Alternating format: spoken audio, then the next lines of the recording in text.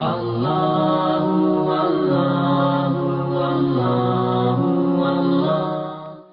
اولاد کے حقوق میں امام سجاد علیہ الصلاۃ والسلام کی ایک حدیث مکمل کر دوں آپ کی خدمت میں. یہ حدیث اصلاً رسالۃ الحقوق میں بیان کی گئی. ارشاد فرماتے ہیں مولا امام سجاد علیہ الصلاۃ والسلام کی اما حق ولدک، امام کے فرمان میں امام نے سب کے بتائے حقوق تو بتائے اولاد کے بھی، کہ تمہارے اوپر تمہاری اولاد کا حق یہ ہے فَتَعْلَمْ أَنَّهُ مِنْكَ، بس یہ بات جان لو کہ وہ تمہارا ہی ہے، تمہاری اولاد تمہاری ہی ہے. اللہ اکبر. اس سے اب جان نہیں چھوٹ سکتی، اس سے آپ الگ بری و ذمہ نہیں ہو سکتے، یہ تمہاری ہی اولاد ہے.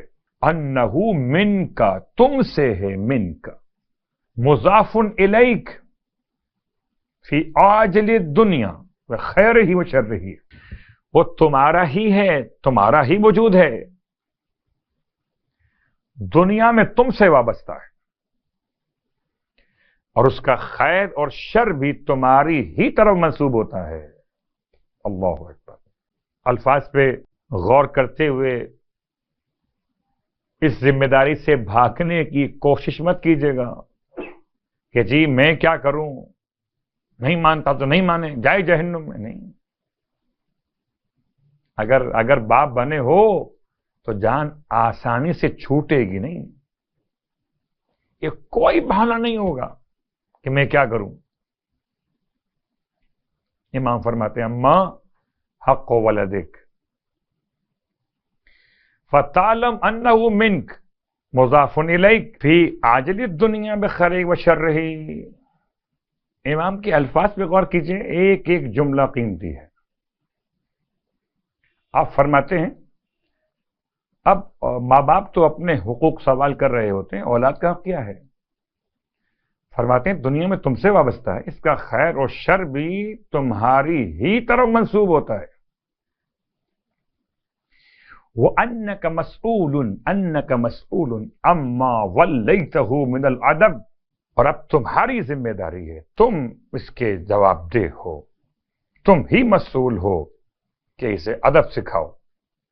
اما ولیتہ من الادب والادلۃ علی ربہ، اور تم ہی اس کی ذمہ دار ہو کہ اسے رب کی طرف رہنمائی عطا کرو. والمعونۃ لہ علی طاعتہ، اللہ اکبر، اور اس کی اطاعت الہیہ میں اس کی مدد کرو، اس کی اطاعت الہیہ میں اس کی مدد کرو. والمعونہ، تم اس کے معین بنو کہ یہ اللہ کی اطاعت کرے تمہارے معاملات میں بھی، فی کا وفی نفسہ ہی، اپنی ذات کے لحاظ سے بھی اطاعت خدا کرے، تمہارے حقوق کے لحاظ سے بھی اطاعت خدا کرے. اگر تم نے اپنی مسئولیت کو مکمل کیا فمصاب علی ذلک ومعاقب، یاد رکھو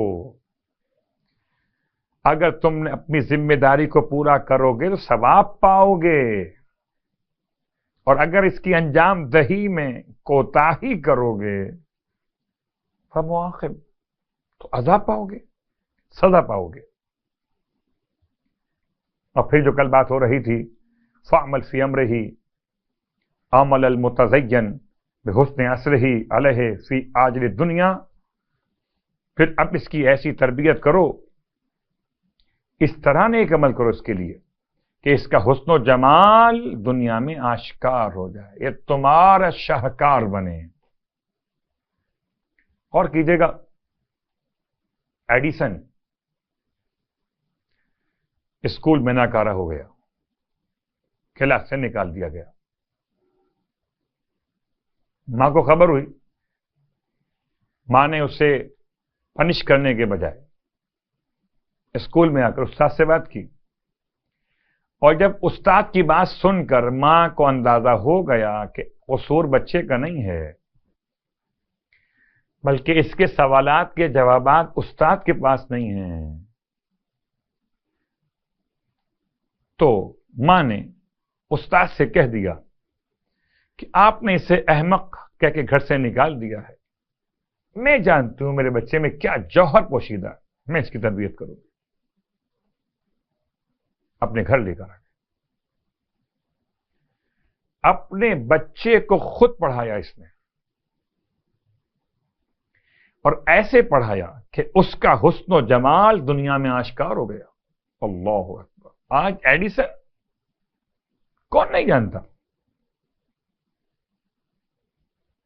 امام کے الفاظ بتا رہے، اگر ایڈیسن کی ماں اپنے بچے کو نہ بناتی تو اس کا حسن و جمال آشکار نہ ہوتا۔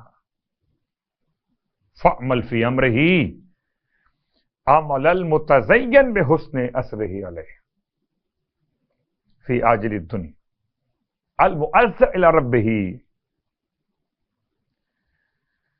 اللہ اکبر! اب جب تم نے اچھی تربیت کر دی تو اب تم خدا کی بارگاہ میں معذور شمار کیے جاؤ گے، عذر ہو جائے گا، پروردگار میں نے اپنا کام کر دیا تھا۔ فیما بینک وبینہ بحسن القیام علیہ والآخذ له منہ ولا قوۃ الا باللہ۔ اب آپ کہہ سکتے ہو اللہ کی بارگاہ، مالک میں نے تو اپنی پوری کوشش کر کے اس کو یہاں تک پہنچا دیا، اب یہ اس کا کمال ہے، اب تیری عطا ہے کہاں تک پہنچے گا۔ ان نکات پہ غور کرتے ہیں۔ نمبر 1، باپ کو نہیں بھولنا چاہیے کہ اولاد اسی کی ہے، اور دنیا اور آخرت میں اس کا خیر و شر بھی اسی سے منسوب ہوگا۔ Number 1، point number 1۔ Point number 2، اس کی تعلیم و تربیت اور خدا کی طرف رہنمائی کرنے کی ذمہ داری بھی اسی پر عائد ہوتی ہے۔ اگر تمہارے بچے کو خدا سمجھ میں نہیں آ رہا تم سمجھاؤ خدا اسے۔ یہاں تو عجیب بات، آپ اور ہم بھی خدا کو نہیں سمجھے تو بچے کو کیا سمجھائیں گے؟ صفات ثبوتیہ، صفات سلبیہ، جدید دنیا کے جدید سوالات، قدیم فلسفی حضرات کے قدیم سوالات، کون بتائے گا اس کے جوابات کو؟ آپ کو سیکھنا پڑے گا اس کے لیے، آپ ذمہ دار ہیں۔ یا خود سیکھیں یا کسی استاد کا انتظام کریں جو بچے کی عقائد کی تربیت کر سکے، عقائد سمجھا سکے اسے۔ ٹیوشن، دنیا کے سارے سبجیکٹ پڑھوا لیتے ہیں آپ، کون پڑھوائے گا عقائد؟ میں حیران ہوں کہ فقہ پہ تو بہت زور ہے، عقائد پہ نہیں ہے۔ اس کا مطلب ہرگز یہ نہیں ہے کہ فقہ کی کوئی حیثیت میں کم کر رہا ہو۔ فقہ اکبر ہے عقائد، اصغر نہیں، اصغر ہے جو آپ سکھا رہے ہیں۔ پورے ماہ مبارک میں آپ نے توضیح المسائل کے کتنے ہی بیجز مکمل کروا دیے۔ آمنا، اچھی بات ہے، میں آپ کی بات سے متفق ہوں، لیکن عقائد، توضیح تو پڑھے بچہ مدرسے میں آپ سے، عقائد سنے مجلس میں خطیب ولایت سے، تو کیا ہو اس کا انجام جانتے ہیں؟ کہ جس خدا کی نماز آپ سکھا رہے تھے اس سے پہلے خدا تو بتا دیتے۔ اور آج کے دور کے جدید تقاضوں کے لحاظ سے خدا بتاؤ اس کو۔ باپ کی ذمہ داری، یا تو باپ خود انجام دے یا انتظام کرے۔ عقائد اگر غلط ہو گئے بچہ صحیح ہو ہی نہیں سکتا۔